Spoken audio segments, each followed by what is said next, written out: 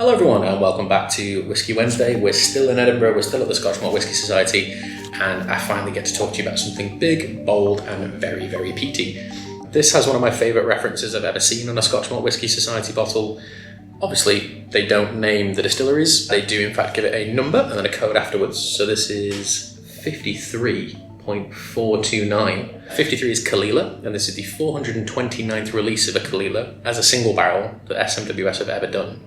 Quite a lot. This is bottle, well, it's not one of, but it is one of 287. 58.9% ABV, 10 years old, and it is bottled purely for this venue. 28 Queen Street, exclusive cask 2023. Now obviously I'm here to celebrate the 40th anniversary of the Scotch Malt Whisky Society, and the thing I wanted to do is that if you, whether or not this is still in stock or not, if you come to this bar you have the opportunity to try it. Oh, I didn't mention the reference. It's called Kelp is on the way, and for those of you that are Mrs. Doubtfire fans, you will recognise that. But even on the label, we've got these hints of like Edinburgh Castle, we've got little langoustines and prawns and stuff on the front. Very colourful, very eye-catching label. So even if you roll up to this venue as a member, you should be able to spot this on a bar. Caol Ila, what do we know about Caol Ila? I feel like everyone talks about Caol Ila these days. 6 million litres plus of whiskey distilled per year on Islay.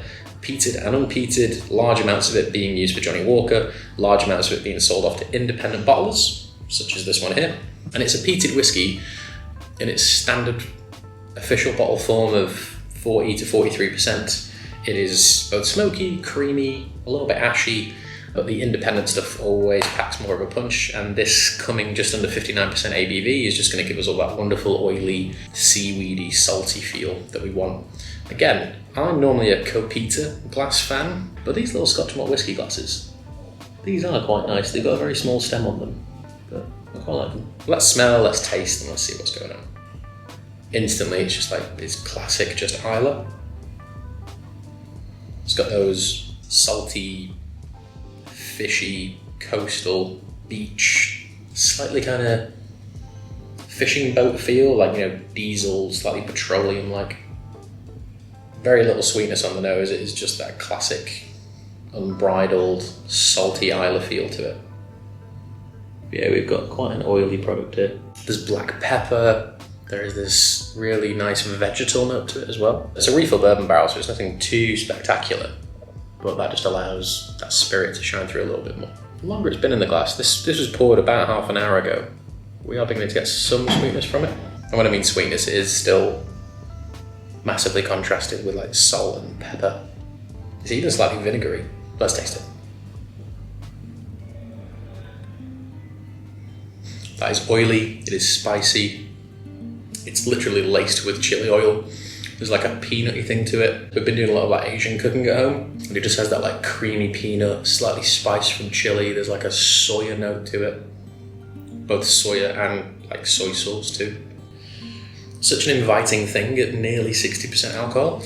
You don't get any like initial heat or burn. It's just oily and coating and very rich.